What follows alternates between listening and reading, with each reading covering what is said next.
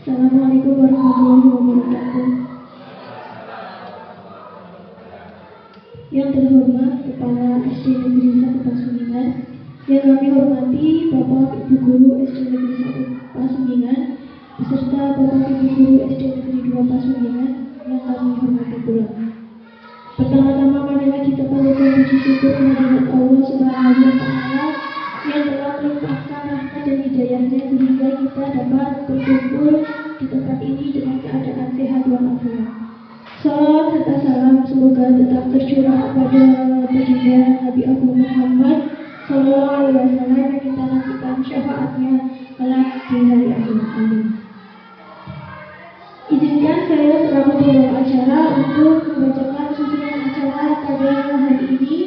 Susunan acara diseminasi budaya positif SD Negeri 1 Pasuruan. Yang pertama pembukaan, yang kedua sambutan, yang ketiga pemaparan materi, yang keempat lain-lain, dan yang kelima penutup. Marilah kita buka acara pada siang hari ini dengan bacaan basmalah bersama-sama. Hadirin berbahagia, meningkat acara yang selanjutnya yaitu sambutan Kepala SD Negeri 1 Pasuruan. Kepada beliau Bapak Suherman SPD, kami silakan.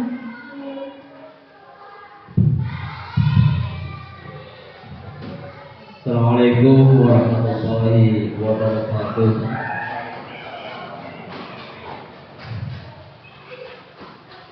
Yang terhormat Bapak Ibu Dewan Guru SD Negeri 2 Pasuruan dan SD Negeri 1 Pasuruan. Pertama, syukur alhamdulillahirabbil alamin, segala puji bagi Allah yang telah memberikan rahmat kepada kita semuanya sehingga pada hari ini kita masih bisa berkumpul tanpa ada dengan suatu apa. Salawat serta salam semoga selalu berlimpah curahkan kepada junjungan kita Nabi Muhammad Sallallahu Alaihi Wasallam yang selalu dinanti-nantikan syafaatnya. Bapak Ibu Dewan Guru yang saya hormati, langsung saja karena ini acaranya harus 1 jam. Oke, nanti Bapak Ibu mendengarkan penjelasan dari Pak Dinas untuk penerapan budaya positif di SD Negeri 1 Pasuruan. Tolong nanti untuk Bapak Ibu untuk mengikuti apa yang menjadi penjelasan Pak Kiran selaku CGP Angkatan 9. Oke. Kemudian saya selaku orang yang dituakan di sini mengharapkan kepada Bapak Dinas, mudah-mudahan CGP Angkatan 9 ini dapat berjalan lancar, tidak ada halangan suatu apa, bisa menerapkan keilmuannya nantinya di SD Negeri 1 Pasuruan. Kemudian manfaatnya juga nanti untuk Bapak Ibu Guru khususnya SD Negeri 1 Pasuruan dan SD Negeri 2 Pasuruan juga akan mendapatkan ilmu minimal tentang budaya positif yang nantinya akan dilaksanakan di kegiatan sehari-hari di sekolahan. Mungkin itu saja dari saya. Mohon maaf atas segala kekurangan. Saya akhiri wabillahi taufiq wal hidayah. Wassalamualaikum warahmatullahi wabarakatuh. Kepada Bapak Suherman SPD kami ucapkan terima kasih. Meningkat acara yang selanjutnya yaitu pemaparan materi diseminasi budaya positif SD Negeri 1 Pasuruan. Kepada Pak Gilang Trijuwondo SPD kami persilakan. Terima kasih. Assalamualaikum warahmatullahi wabarakatuh.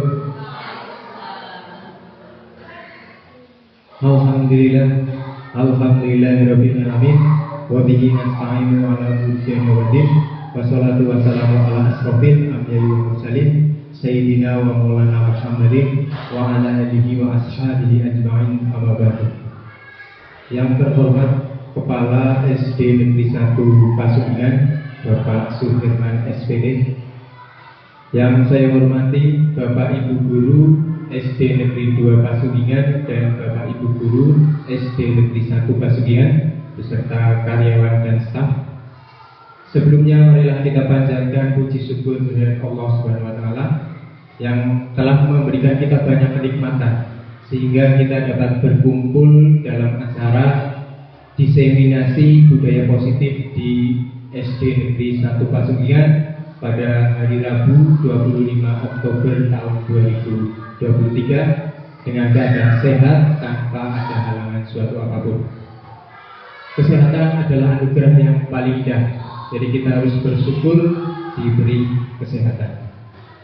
Sebelum saya masuk ke materi supaya tidak tegang, kita eskripin dulu atau permainan dulu supaya rileks dan melatih konsentrasi.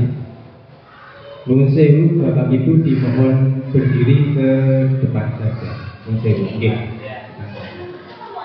Nggih, mohon maaf. Ngapunten. Untuk permainannya seperti ini. Nanti seperti sweet. Boleh jarinya berapapun, dari 10 jari mau 3, mau 5, mau 4 boleh. Ya. Berpasangan gitu aja. Pulang melepak Herman kita sakit ya. Iya, berpasangan dua-dua cukup no boten. Mau kurang satu, berarti yang satu ya nanti dulu. Oke. Ya saya nanti yang apa? Ya saya nggak. Ya. Untuk permainannya seperti ini.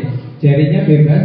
Ya. Nanti saya bilang perkalian berarti dikalikan. Misal jari ini 2 sama sini jarinya Bu Sumi misal 1, berarti perkalian, berarti kan 2. Kalau tambahan berarti 3. Itu untuk melatih konsentrasi. Ya. Jadi siapa yang cepat jawab itu yang menang lah bahasanya. Ya itu permainan. Ya tidak ada yang nol. Ya tidak ada yang nol. Ya itu permainan seperti itu. Melatih konsentrasi dan kecepatan. Ya kecepatan untuk berpikir. Itu permainan seperti itu. Ya ini permainan gampang anak SD tapi kalau tidak berpikir cepat bisa lambat, maksudnya oh ini ya siap. Nanti instruksinya dari saya, mohon maaf kalau saya bilang perkalian berarti dikalikan, kalau saya bilang tambah berarti ditambah, seperti itu ya, mohon maaf. Kamu udah siap? 1, 2, 3. Bebas, ininya dulu baru saya bilang iya. Ya saya bilang perkalian atau tambah kayak gitu. Ya switchnya dulu. Jadi set langsung kayak gitu. Nanti berpikirnya langsung cepat. Ya siap. 1, 2, 3. Tangannya dulu. Set. Perkalian. Nah, siapa yang duluan jawab? Belum saya yang tadi jawabnya telat boleh duduk dulu. Yang jawabnya telat boleh duduk dulu. Yang jawabnya cepat enggak? Yang menang di sini dulu. Nanti lawan sama yang menang. Ya. Yang jawabnya telat nanti duduk dulu. Ya yang benar duluan duduk. Ya dulu yang kalah, yang duduk. Ya, mulai 1, 2, 3, tambah. Ya siapa yang duluan? Ya kan? Sekarang tidak dulu. Ya, yang jawabnya telat boleh duduk. Ya, boleh duduk dulu. Nanti nunggu. Siap. 1, 2, 3, tambah. Ya, siapa yang jawab dulu? Oh, sekarang ya lagi. 1, 2, 3, kali. Nah, di sini situ. Siapa? Sekarang masih bareng. Oh. Yang terakhir ini. Ya. 1, 2, 3, kali. Ya, dibilang ya. Bu Ani dulu. Oh ya, berarti pemenangnya Bu Ani ya. Terima kasih. Ya, itu permainannya seperti itu. Ya itu bisa diterapkan ke anak didik kita. Yang untuk melatih konsentrasi itu hanya contoh salah satu permainan saja. Ya, menurut.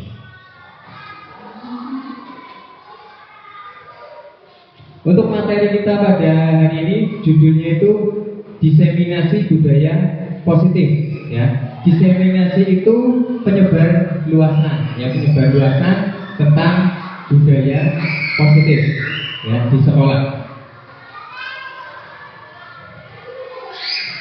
Ya, ini ada pertanyaan pemantik.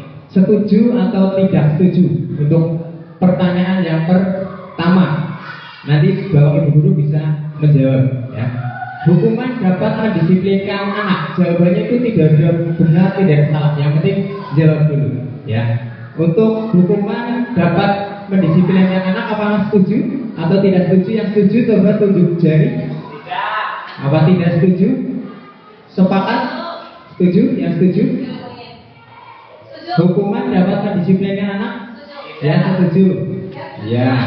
Berarti semuanya tidak setuju. Oh iya. Berarti sepakat tidak setuju atau setuju ini?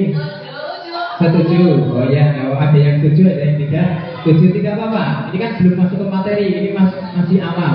Nanti kalau sudah ke materi kan mungkin ada perubahan untuk persepsi.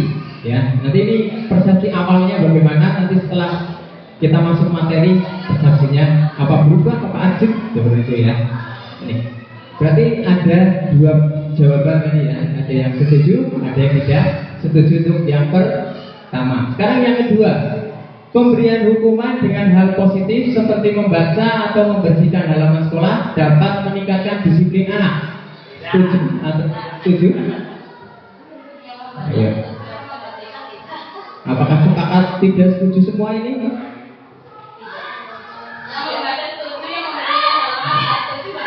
Berarti setengah setuju, setuju. Ya, setuju, ya. Nah, setuju. Berarti ada dua jawaban lagi, ya. Ini ada dua jawaban. Pertama ada dua jawaban setuju dan tidak setuju. Yang kedua sudah dua. Sekarang yang ketiga, memberi penghargaan dapat meningkatkan motivasi belajar anak.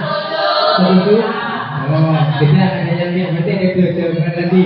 Ya, berarti dari tiga pertanyaan pemantik ini ada dua jawaban, ada yang setuju, ada yang tidak setuju. Itu untuk pemahaman awal, ya. Kita belum masuk ke materi. Ini nanti pemahaman awal pertanyaan pemantiknya. Sekarang lanjut ke berikutnya, slide berikutnya. Apa itu budaya positif? Untuk sebelum masuk materinya, budaya positif itu apa? Ya, kebiasaan baik. Betul. Apa lagi? Ada lagi? Apa cukup? Kebiasaan baik cuma itu? Ya, kita masuk ke pengertiannya coba. Ini pengertiannya. Budaya positif itu nilai-nilai atau keyakinan dan kebiasaan di sekolah yang berpihak pada murid agar dapat berkembang menjadi pribadi yang kritis, penuh hormat dan bertanggung jawab sesuai dengan profil pelajar Pancasila. Untuk profil pelajar Pancasila kemarin kita sudah bahas pas PI 2 di sini, ya. Pas pendampingan individu 2 di sini sudah diterangkan ada 5, ya. 5 profil pelajar Pancasila itu harus sesuai. Jadi kita harus berpedoman pada profil pelajar Pancasila. Nah, itu pedomannya itu, ya. Jadi itu nilai-nilai, keyakinan, kebiasaan yang ada di sekolah harus berpihak kepada murid. Bagaimana cara berpihaknya? Nanti kita lanjut ke slide berikutnya. Ini konsep utama budaya positif yang akan kita bahas pada siang hari ini itu ini, ya. Ada 1, 2, 3, 4, 5, 6, ya 6, ya 6 materi yang akan kita bahas pada siang hari ini. Konsep utamanya, yang pertama disiplin positif dan nilai-nilai kebajikan universal. Ada teori motivasi, hukuman, penghargaan dan restitusi. Ada keyakinan kelas, ada kebutuhan dasar manusia dan dunia berkualitas. Ada restitusi 5 posisi kontrol. Ada restitusi atau segitiga restitusi. Apa itu dari 5 ini? Nanti kita dari 6 ini, maaf. Dari 6 ini nanti kita bahas satu-satu, ya. Menurut saya bukan menggurui, ya, cuma berbagi. Mohon maaf Bapak Ibu guru sudah pinter-pinter. Saya tidak menggurui, cuma sharing saja materi ini, ya. Mohon maaf. Sebelum kita masuk ke materi lagi, kita ada permainan lagi seperti ini. Ini untuk mengacu ke materi nanti ada keterkaitannya, ya. Perubahan paradigma, kegiatan kepalan tangan, ya. Ada A dan B, ya. Misal dicontohkan saja langsung, ya Pak. Misal Pak Taufik mau jadi Jadi yang merayu saja ya, yang B, saya undi Pak Taufik. Mau dirayu siapa Pak Taufik? Milik boleh. Pak Nadim lawan, oke, kabupaten. Nanti untuk Pak Nardi berarti menjadi A, ya. Nanti misal dibaca saja Pak Nardi itu sedang menggenggam, boleh kertas, boleh apa ya, apa di tangan, misal menggenggam sesuatu. Nanti Pak Taufik itu mencoba merayu sekuat tenaga dengan berbagai cara untuk meminta agar Pak Nardi itu mau membuka, ya. Ini di kepala pertama Pak Nardi itu suatu yang berharga sekali mungkin dari bersama Pak Nardi. Pak Taufik bagaimana caranya bisa merayu supaya Pak Nardi bisa membuka kepala tangan tersebut? Ya bagaimana? Yang coba pakai mic. Ya, bagaimana cara merayu Pak Nardi supaya kepala tangan itu bisa terbuka? Ini nanti masuk seperti ada keterkaitan dengan materinya. Ya, coba cara merayunya boleh ini. Boleh merayu, boleh ya kalau menyuap sih mungkin janganlah, ya membujuk, mengancam itu ya janganlah, menghasik, ya itu aja yang lembut-lembut saja, membujuk, tapi itu boleh dilakukan, monggo. Cik. Jadi merayu ya Pak ya, merayu supaya Pak Nardi membuka genggaman tangan. Di genggaman tangan itu suatu hal yang berharga oleh Pak Nardi.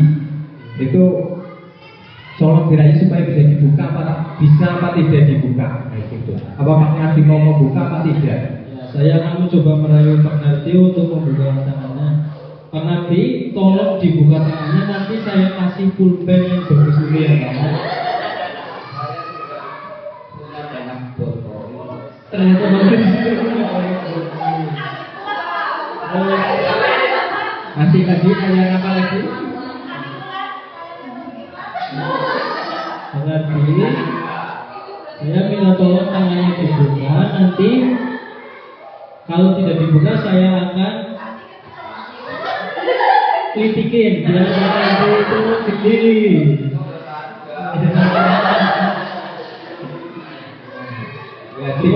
Ya, sudah. Terima kasih tepuk tangan ya atas apresiasinya.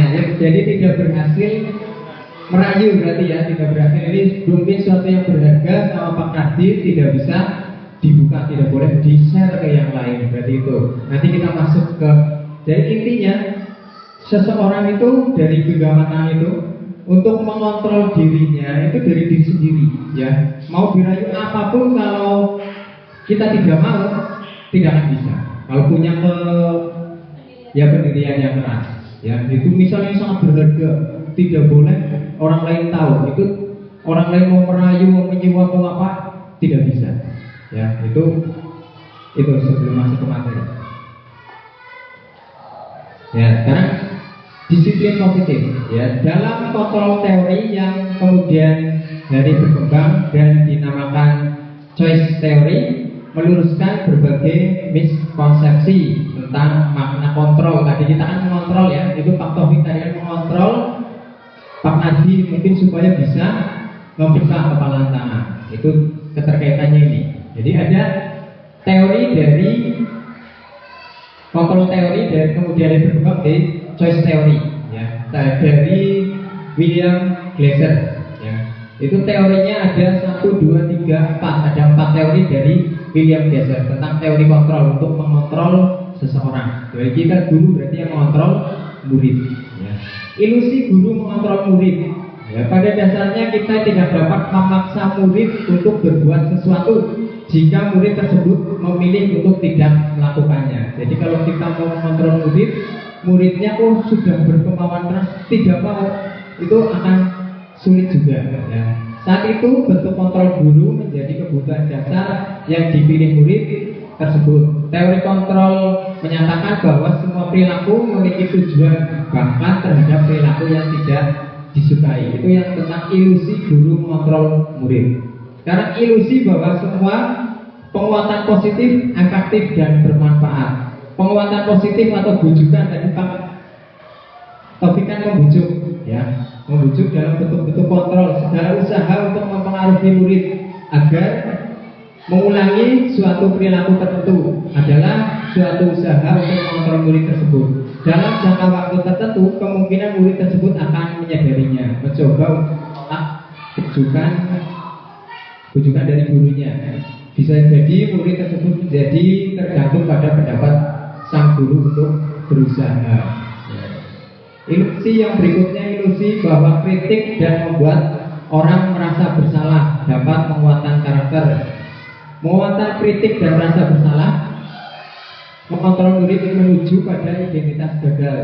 Mereka belajar untuk merasa buruk tentang diri mereka. Mereka mengembangkan dialog diri yang negatif. Kadang-kala sulit bagi guru untuk mengidentifikasi bahwa mereka sedang melakukan perilaku ini, karena seringkali guru cukup menggunakan suara halus untuk menyampaikan pesan negatif. Ilusi yang berikutnya, ilusi bahwa orang dewasa memiliki hak untuk memaksa. Banyak orang dewasa yang percaya bahwa mereka memiliki tanggung jawab untuk membuat murid-murid berbuat hal-hal tertentu. Apapun yang dilakukan dapat diterima selama ada sebuah kemajuan berdasarkan sebuah pengukuran kinerja. Pada saat itu orang dewasa akan menyadari bahwa perilaku memaksa tidak akan efektif dalam jangka waktu panjang dan sebuah hubungan permusuhan atau akan terbentuk. Ya. Jadi dari ilusi ini kita dapat menyimpulkan kita tidak bisa langsung memaksa murid untuk mau melakukan kemauan kita. Ya, tidak bisa memaksa. Itu harus kemauan dari murid sendiri. Misal murid ke sekolah datang itu niatnya apa dulu? Niatnya mau, kalau sudah dari dalam dirinya tertanam ingin belajar, ingin memperoleh ilmu, insya Allah kita kontrol mudah. Tapi ada murid yang ke sekolah itu niatnya masih belum seperti itu, ya. Jadi kita harus menuntun supaya murid itu memiliki persepsi atau pemahaman yang sepemahaman dengan kita. Jadi kita mudah untuk mengontrolnya, ya, seperti itu.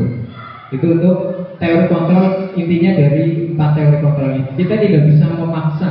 Kalau dipaksa biasanya orang kan akan malah menimbulkan melawan apa, murid bisa seperti itu, marah atau apa, bagaimana, ya. Kalau itu malah dendam. Lanjut nih. Bagaimana seorang bisa berubah dari paradigma stimulus respon kepada pendekatan teori kontrol? Ini contoh fotografinya untuk stimulus respon dan teori kontrol. Realitas kebutuhan kita sama. Kalau di teori kontrol, realitas kebutuhan kita berbeda. Semua orang melihat hal yang sama. Setiap orang memiliki gambaran berbeda. Kita kita mencoba mengubah orang agar berpandangan sama dengan kita. Kita berusaha memahami pandangan orang lain tentang dunia. Perilaku buruk dilihat sebagai suatu kesalahan. Semua perilaku memiliki tujuan. Orang lain bisa mengontrol saya, hanya Anda yang bisa mengontrol diri sendiri. Saya bisa mengontrol orang lain, Anda tidak bisa mengontrol orang lain. Pemaksaan ada pada saat bujukan gagal. Kolaborasi, konsensus menciptakan pilihan-pilihan baru. Model berpikir menang kalah, model berpikir menang. Ya. Itu perbedaan antara stimulus respon dan teori kontrol. Jadi lebih, untuk menurut Bapak Ibu Guru, bagaimana lebih halus yang mana? Antara stimulus respon atau teori kontrol? Teori kontrol ya. Kita lebih halus ke teori kontrol, karena realitas kebutuhan setiap orang itu berbeda-beda, betul, ya. Kalau ini harus menyamakan kebutuhan orang itu sama, kan tidak mungkin, ya. Orang kebutuhannya berbeda-beda, ini juga sama, kebutuhannya berbeda-beda, tingkat pemahaman juga kan berbeda-beda. Jadi kita harus menyesuaikan, ya. Misal satu sudah bisa membaca, sudah lancar, satu belum, kan? Tidak bisa kita mau memaksakan materi yang sudah bisa membaca semua, disamakan. Yang belum nanti keteteran. Jadi intinya itu berbeda-beda. Setiap orang memiliki gambaran berbeda. Jadi orang kan punya pemikiran sendiri-sendiri. Kita berusaha memahami pandangan orang lain tentang dunia, ya. Semua perilaku memiliki tujuan lebih halus yang teori kontrol, ya. Jadi Kalau mau diterapkan ya menurut saya lebih bagus yang teori kontrol. Gitu. Lanjut. Sekarang lanjut ke materi berikutnya tentang disiplin positif. Disiplin positif merupakan suatu cara penerapan disiplin tanpa kekerasan dan ancaman yang dalam prakteknya melibatkan perilaku komunikasi efektif antara guru dan murid. Jadi dalam pembelajaran itu tidak ada ancaman, tidak ada kekerasan, diusahakan seperti itu ya, dalam komunikasi dengan siswa diusahakan. Penerapan disiplin positif ini mengajarkan murid untuk memahami konsekuensi yang mereka lakukan sehingga murid dapat bertanggung jawab atas dirinya sendiri dan lingkungannya. Sebagai pendidik, tujuan kita adalah menciptakan anak-anak yang memiliki disiplin diri sehingga mereka bisa berperilaku dengan mengacu pada nilai-nilai kebijakan universal dan memiliki motivasi intrinsik dari dalam diri, bukan motivasi dari eksternal. Ya, ini agak tertutup, itu bukan dari eksternal, dari dalam diri. Ya.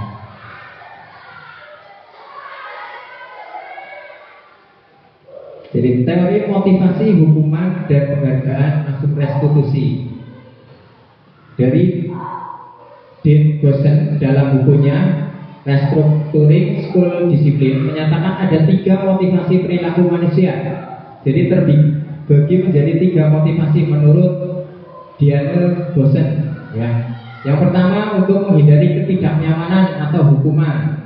Ini adalah tingkat terendah dari motivasi perilaku manusia. Biasanya orang yang memiliki motivasi ini perilakunya untuk menghindari hukuman atau ketidaknyamanan.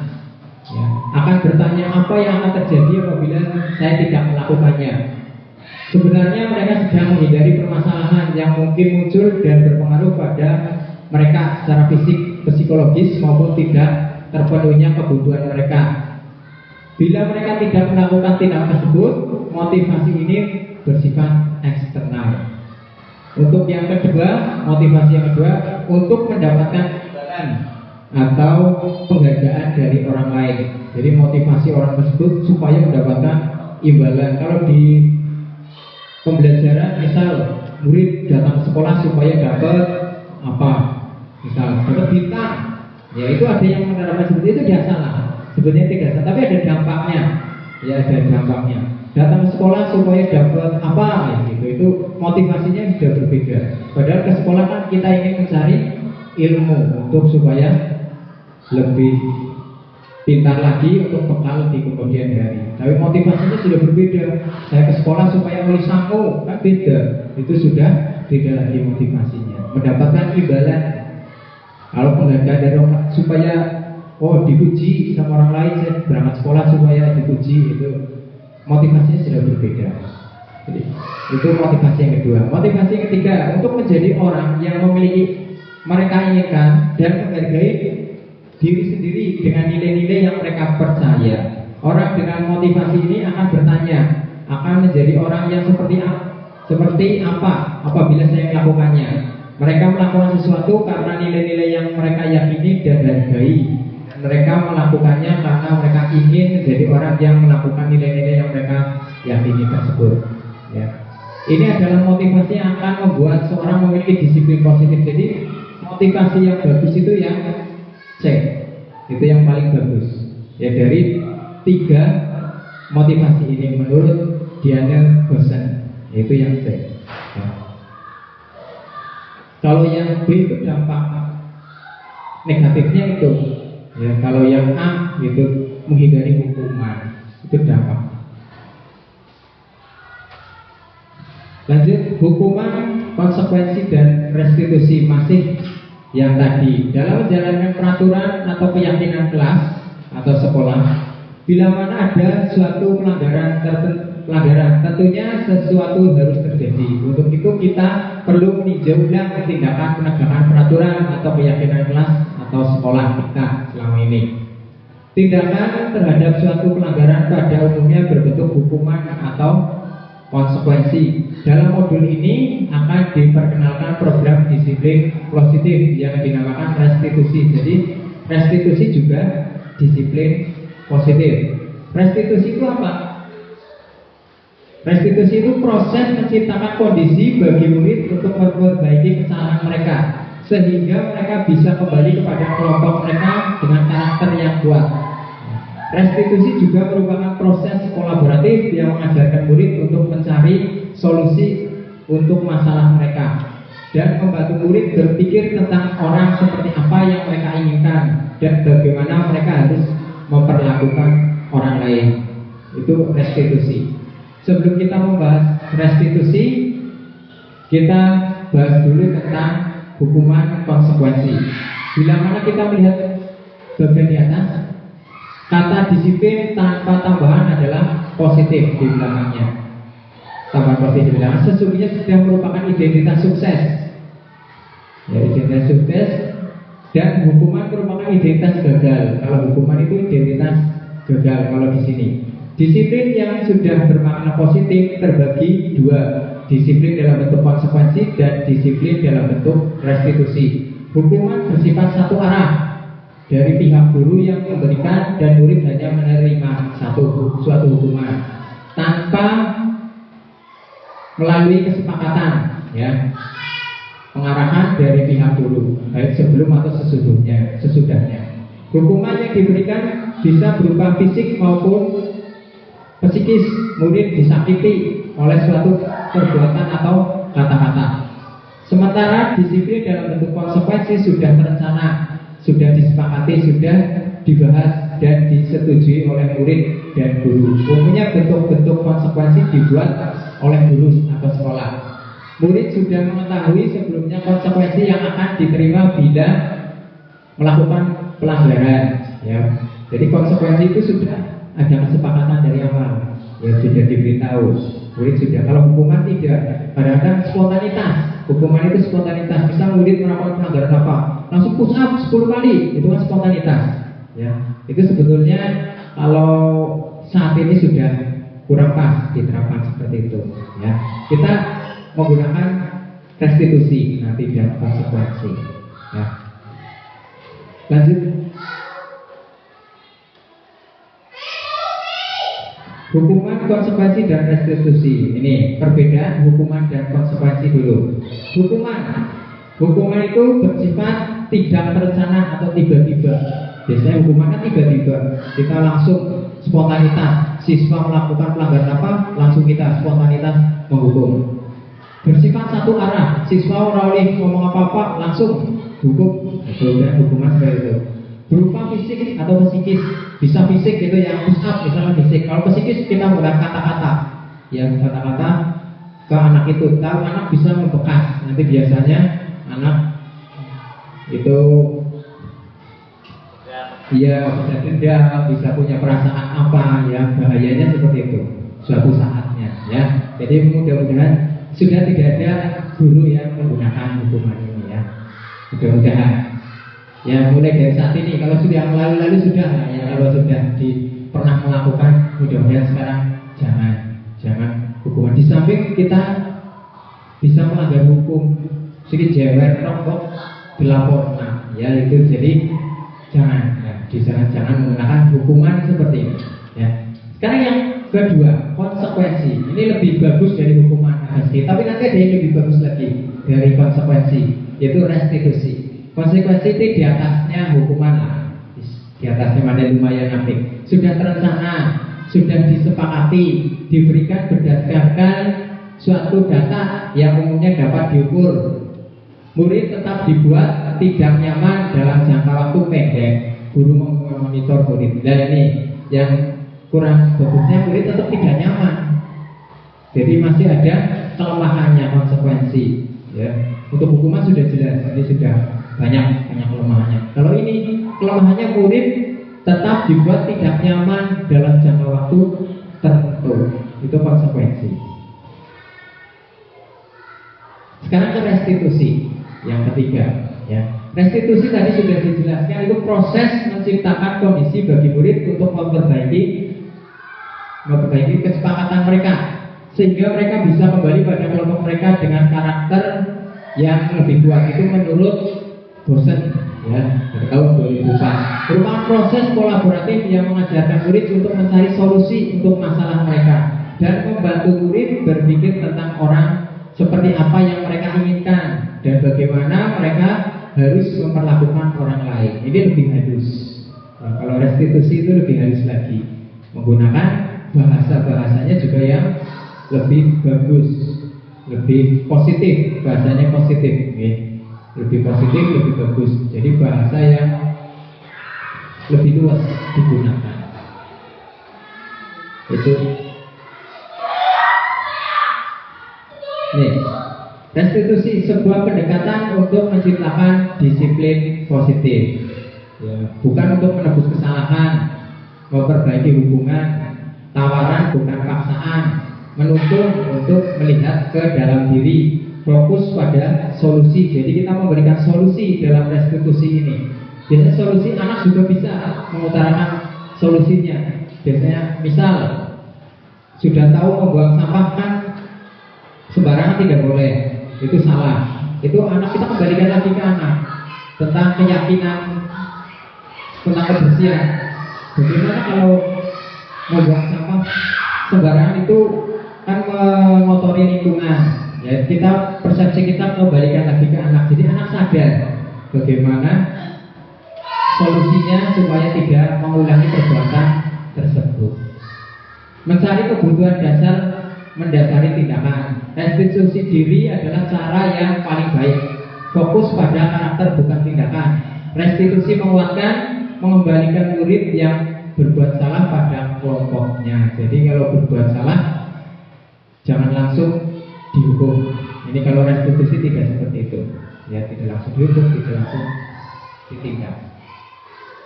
Jadi mungkin murid kita panggil dulu.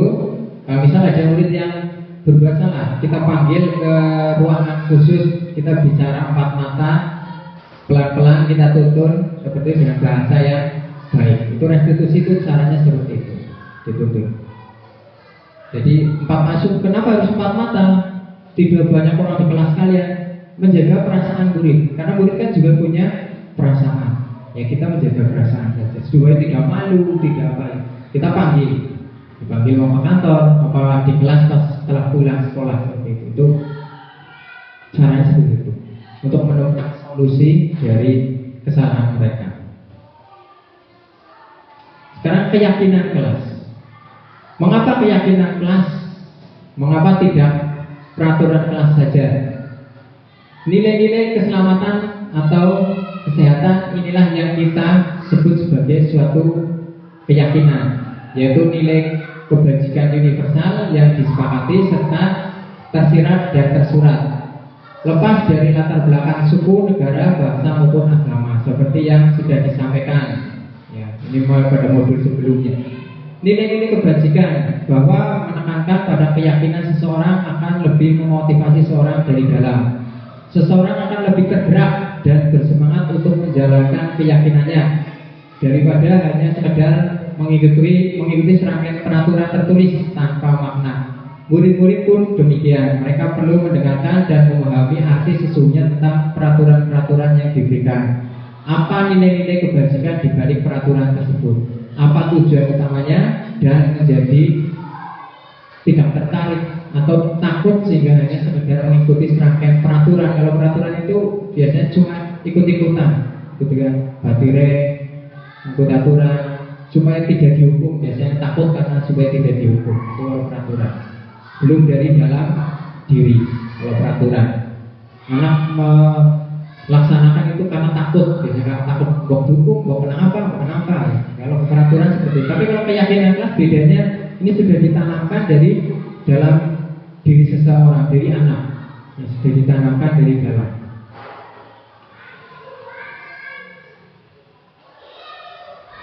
Penentuan nilai-nilai kebajikan pada sebuah institusi telah diberikan contoh-contohnya pada pembelajaran sebelumnya. Meninjau kegiatan apa yang bisa dilakukan agar dapat menentukan keyakinan kelas, ya, keyakinan kelas atau keyakinan sekolah, ya. Tahapan menciptakan program kebajikan, ya, dan nanti pembentukan keyakinan sekolah atau kelas. Ini cara tahap-tahapnya. Untuk tahap penciptaan program kebajikan, lihat daftar kebajikan yang telah disusun. Ya, nanti ada daftarnya, daftar untuk menyusun program kebajikan. Tentukan nilai-nilai kebajikan yang ingin dijadikan perhatian utama di sekolah Anda. Biasanya nilai-nilai kebajikan apa yang Bapak Ibu ingin lakukan di sekolah. Sempurnakan beberapa daftar nilai-nilai kebajikan utama. Bahas kembali dengan dalam kelompok utama. Bisa setelah dibuat nilai kebajikan itu bisa ditempel, dibuat poster atau di sosial media. Itu untuk program kebajikan. Sekarang pembentukan keyakinan kelas atau sekolah. Keyakinan kelas bersifat lebih abstrak daripada peraturan yang lebih rinci dan konkret. Keyakinan kelas berupa pernyataan-pernyataan universal. Pernyataan keyakinan kelas senantiasa dibuat dalam bentuk positif. Jadi kata-katanya lebih halus. Keyakinan kelas sebenarnya tidak terlalu banyak sehingga mudah diingat dan dipahami oleh semua warga kelas atau semua siswa di kelas Bapak Ibu. Keyakinan kelas sebaiknya suatu yang dapat diterapkan di lingkungan tersebut. Jadi jangan terlalu yang tinggi-tinggi, yang sederhana-sederhana saja. Misal buang sampah pada tempatnya, misalnya itu kan langsung berangkat sekolah tepat waktu, itu atau hadir di sekolah tepat waktu, seperti itu. Jadi yang simpel-simpel saja tapi diterapkan oleh murid itu sudah bagus. Membuat keyakinan kelas. Semua warga kelas hendaknya ikut berkontribusi dalam pembuatan keyakinan kelas lewat kegiatan curah pendapat. Bisa berkolaborasi dengan rekan sejawat di sekolah Bapak Ibu untuk membuat keyakinan kelas. Mungkin bisa saling mengisi. Oh ini yang ini untuk kemajuan di sekolah Bapak Ibu. Bersedia meninjau kembali keyakinan kelas dari waktu-waktu. Jadi keyakinan kelas juga harus ditinjau kembali. Masih relevan atau tidak dilakukan pada saat ini, seperti itu. Karena perkembangan zaman terus berkembang, teknologi juga terus berkembang. Dan ada yang mungkin sudah tidak relevan. Mungkin kayak HP, anak tidak boleh membawa HP kan sudah ada. Mungkin zaman dulu nggak ada HP, nggak ada aturan seperti itu. Tapi kalau zaman sekarang bisa. Anak tidak boleh membawa HP ke sekolah. Membawa HP kalau pas ada pembelajaran tentang misal IT gitu. Adapun nilai-nilai kebajikan yang diterima secara universal, lepas dari latar belakang budaya, bahasa, suku, bangsa maupun agama, berupa hal-hal seperti keadilan, kehormatan, peduli, integritas, kejujuran, pelayanan, keamanan, kesabaran, tanggung jawab, mandiri, berprinsip, keselamatan, kesehatan, dan masih banyak lagi nilai-nilai kebajikan universal. Peraturan-peraturan yang tercantum di sisi kiri tidak terbatas pada peraturan yang ditemui di kelas atau sekolah, namun peraturan yang bisa kita temui di sekeliling kita.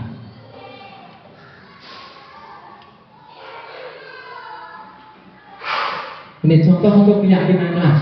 Ya, ini karena saya mapel PJOK ya, keyakinan kelas PJOK ya gitu ya. Untuk Bapak Ibu yang kelas ya misal keyakinan kelas 6, kelas 5, kelas 4 dan seterusnya.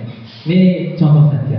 Bisa hadir tepat waktu, patuh terhadap guru, mengerjakan tugas tepat waktu, cinta lingkungan, bertanggung jawab, sopan santun. Itu kan sederhana yang kira-kira terjangkau saja dulu. Kalau sini sudah terlaksana, ditambahin lagi boleh. Itu bebas. Ini keyakinan kelas itu bebas. Kita bisa berkomunikasi dengan murid, membuat kesepakatan dengan murid apa yang akan kita lakukan di kelas kita supaya kelas kita bisa tertib, bisa kondusif, seperti itu kita terapkan. Jadi kita membuat kesepakatan dengan murid. Jadi kalau murid itu kan tertanam dari diri, ya, jadi murid yang mengutarakan, oh saya ingin kelas kita seperti ini. Kelas kita seperti ini. Kelas kita kalau hadir semuanya tepat waktu, ya. Buat kesepakatan dengan murid. Sekarang lanjut ke materi berikutnya. Kecepatan apa tidak Bapak Ibu? Betul. Lanjut ke kebutuhan dasar manusia. Manusia itu mempunyai kebutuhan dasar. Setiap manusia itu punya kebutuhan dasar. Yang pertama kebutuhan untuk bertahan hidup, yang kedua cinta dan kasih sayang, yang ketiga kebebasan, yang ketiga kesenangan, yang keempat kekuasaan. 1, 2, 3, ada 5 ya maaf. Kebutuhan, cinta, kebebasan, kesenangan, kekuasaan 5. Maaf, ada 5. 5 kebutuhan dasar manusia. Jadi dari 5 kebutuhan dasar ini itu harus kita lengkapi. Jadi manusia itu punya kebutuhan-kebutuhan dasar. Kebutuhan dasar untuk bertahan hidup ya makan. Nah, kita perlu makan untuk bertahan hidup. Cinta dan kasih sayang berarti ya dari orang tua, anak-anak dari orang tua, dari gurunya, ya, kasih sayangnya.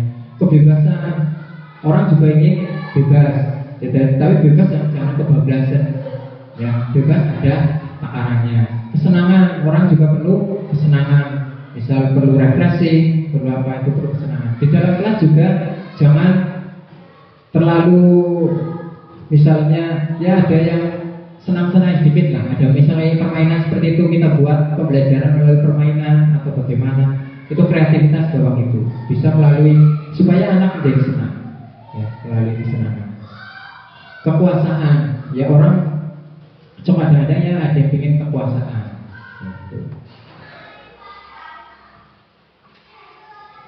Ini untuk penjelasannya 5 kebutuhan dasar yang tadi.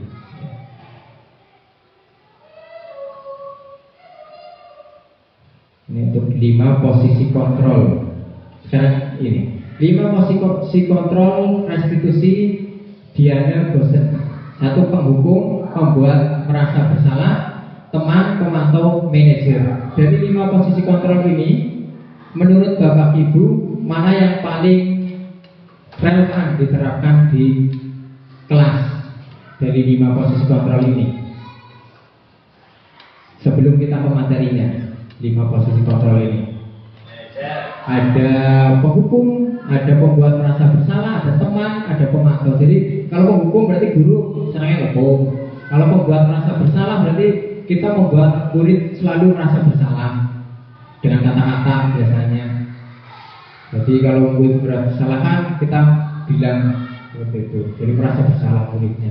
Teman berarti kita hampir kayak teman dengan murid, dekat, ngobrolnya juga dekat, itu teman.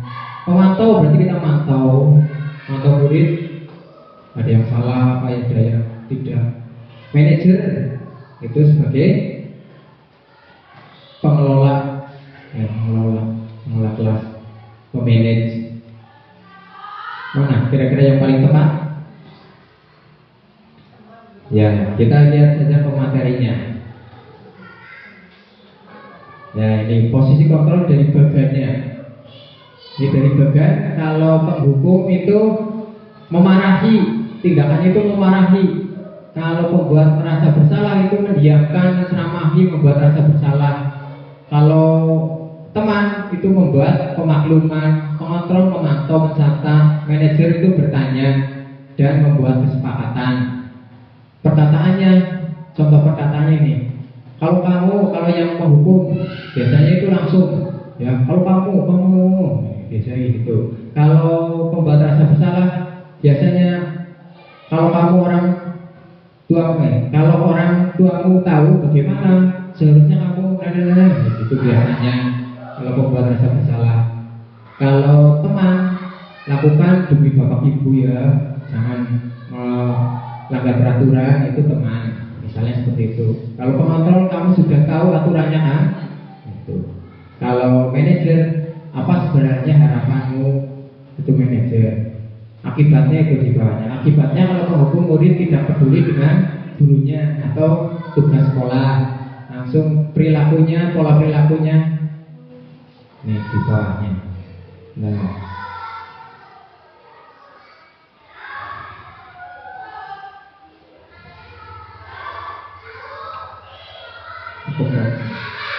iya.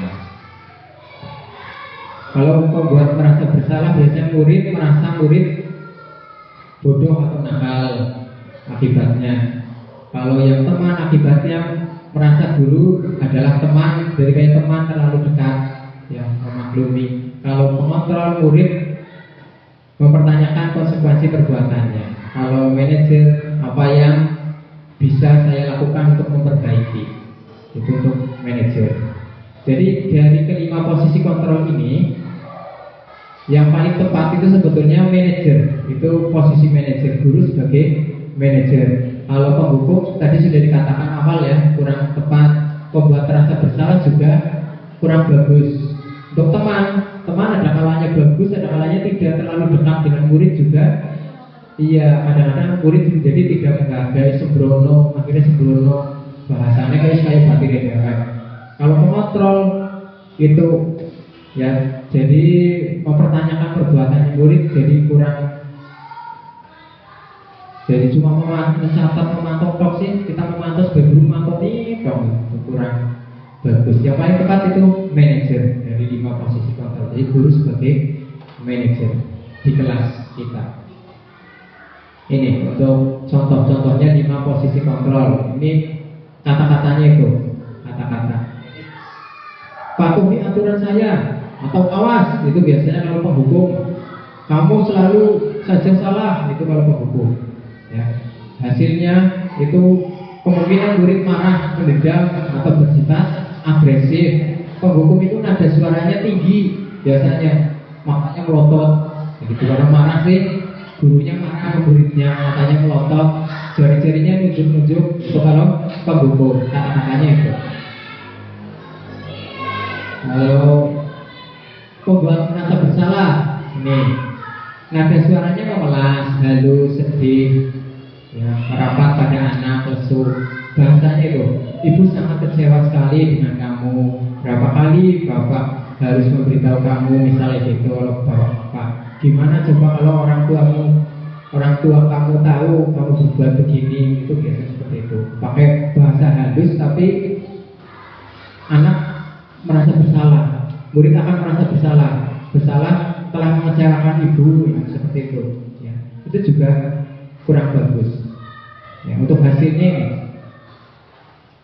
murid tertekan seperti inilah yang tiba-tiba bisa meletus amarahnya. Suatu saat bisa meletus amarahnya, murid menjadi merasa bersalah. Sekarang yang teman ini bahasanya itu, ayo bantulah demi bapak, ayo ingat tidak bantuan bapak selama ini, ya sudah kali ini tidak apa-apa, nanti ibu bantu bereskan. Itu kalau teman terlalu halus, ayo mengobati dewek. Ya, nada suaranya ramah, akrab, bercanda biasanya. Bahasa tubuhnya merapat pada murid, mata dan senyum jenaka.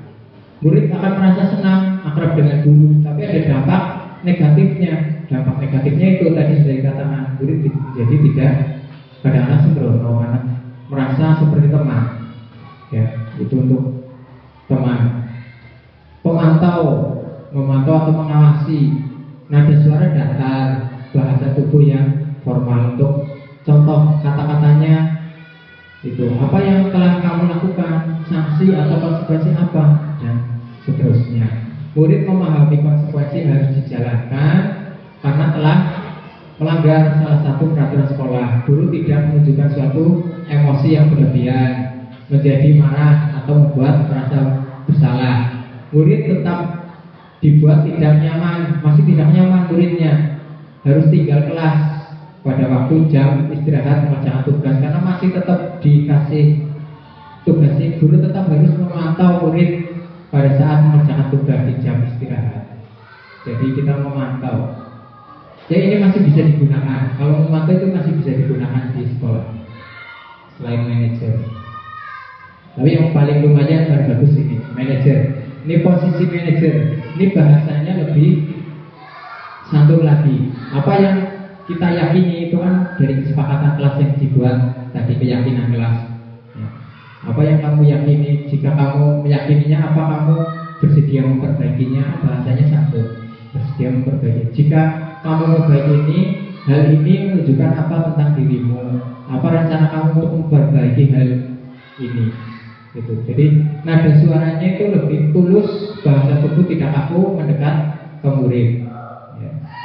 Itu untuk posisi manajer. Jadi murid dapat menjadi pribadi yang mandiri, merdeka, bertanggung jawab atas segala perilaku sikapnya. yang akhirnya dapat menciptakan lingkungan yang positif, nyaman, dan aman. Ini untuk segitiga restitusi. Ini untuk menangani sebuah permasalahan di sekolah. Yang misal terjadi permasalahan di sekolah, kita bisa menerapkan segitiga restitusi. Segitiga restitusi itu tampilkan identitas, langsung menanyakan keyakinan, validasi tindakan yang salah. Contoh kata-katanya itu ada di situ. Misal menstabilkan identitas, setiap orang pasti pernah melakukan kesalahan. Misal bahasanya seperti itu, menstabilkan identitas. Kamu bukan satu-satunya yang pernah melakukan ini. Untuk menanyakan keyakinannya, keyakinan kelas apa yang telah kita sepakati. Kamu ingin menjadi orang yang seperti apa? Itu bahasanya. Untuk validasi tindakan salah, kamu tentu tahu, tentu punya alasan mengapa melakukan itu. Adakah cara yang lebih efektif untuk mendapatkan apa yang kamu butuhkan? Itu contoh kata-kata dari segitiga restitusi. Ini untuk penerapannya. Menstabilkan identitas itu apa? Bagian dasar dari segitiga restitusi bertujuan untuk mengubah identitas anak dari orang yang gagal karena melakukan kesalahan menjadi orang yang sukses. Anak yang melanggar peraturan karena sedang mencari perhatian. Biasanya anak melanggar peraturan ada yang mencari perhatian. Adalah anak yang sedang mengalami kegagalan. Dia mencoba untuk memenuhi kebutuhan dasarnya, namun ada benturan. Kalau kita mengkritik dia, maka kita akan tetap membuatnya dalam posisi gagal. Kalau kita ingin ia menjadi reflektif, maka kita harus meyakinkan si anak dengan cara kalimat-kalimat ini tadi yang sudah saya bacakan di awal. Itu untuk menstabilkan identitas. Yang kedua, validasi tindakan yang salah. Itu setiap tindakan kita dilakukan dengan suatu tujuan, yaitu memenuhi kebutuhan dasar. Kalau kita memahami kebutuhan dasar apa yang mendasari sebuah tindakan, kita akan bisa menemukan cara-cara paling efektif untuk memahami kebutuhan dasar tersebut. Jadi tadi kebutuhan dasarnya sudah disampaikan. Manusia punya 5 kebutuhan dasar. Itu untuk cara-cara efektif menemukan kebutuhan dasar tersebut. Ya, validasi tindakan. Ya, bahasanya kata-katanya itu. Padahal kamu bisa melakukan yang lebih buruk dari ini ya, dan seterusnya. Itu untuk bahasa pada validasi tindakan yang salah pada segitiga restitusi. Yang ketiga, menanyakan keyakinan. Teori kontrol menyatakan bahwa kita pada dasarnya termotivasi secara internal ketika identitas sukses telah tercapai. Ya, tingkah laku yang salah telah divalidasi, maka anak akan siap untuk dihubungkan dengan nilai-nilai yang dia percaya dan berpindah menjadi orang yang dia inginkan. Pertanyaan-pertanyaan di bawah ini menghubungkan keyakinan anak dengan keyakinan kelas atau keluarga. Untuk bahasanya tadi sudah, apa yang kita percaya sebagai kelas atau keluarga, apa nilai-nilai umum yang kita telah sepakati. Itu untuk menanyakan keyakinan. Ya, berarti untuk materinya selesai sampai di sini. Apakah ada pertanyaan Bapak Ibu untuk materi pada siang hari ini untuk tentang budaya positif, segitiga restitusi, tentang teori kontrol, 5 kebutuhan dasar?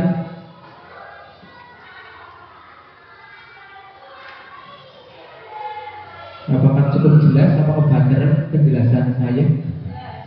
Jelas? Mungkin ada pertanyaan? Monggo.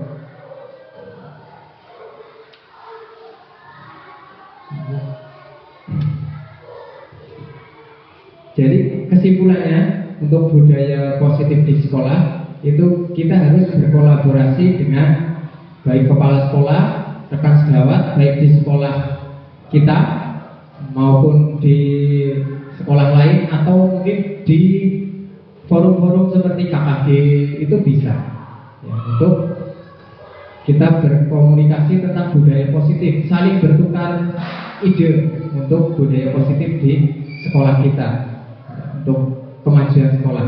Kita bisa berkolaborasi dengan rekan-rekan sejawat yang lain. untuk meningkatkan budaya positif. Karena budaya positif itu sangat penting untuk di sekolah, karena anak-anak zaman sekarang itu sudah mulai pudar, terutama untuk sopan santunnya, mungkin tutur bahasa yang baiknya, tutur bahasa yang baik ke orang yang lebih tua gitu. Dan untuk menaati aturan-aturan yang ada di sekolah, ya tata tertib itu juga kadang-kadang kurang. Jadi kita perlu membuat keyakinan kelas. Ya.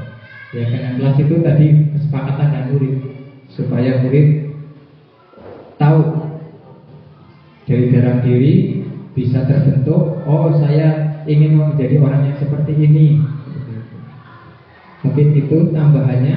Kalau apabila tidak ada pertanyaan, saya tutup. Tidak ada pertanyaan? Ya, terima kasih. Kalau tidak ada pertanyaan, saya akhiri. Wabillahi taufiq wal hidayah. Wassalamualaikum warahmatullahi wabarakatuh.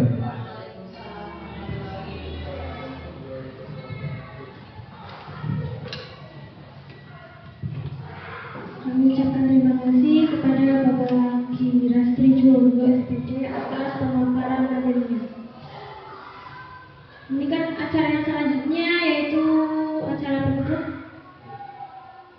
Marilah kita tutup acara pada siang hari ini dengan bacaan hamdalah bersama-sama. Kami ucapkan terima kasih kepada Bapak Ibu guru yang sudah berkenan untuk berpartisipasi.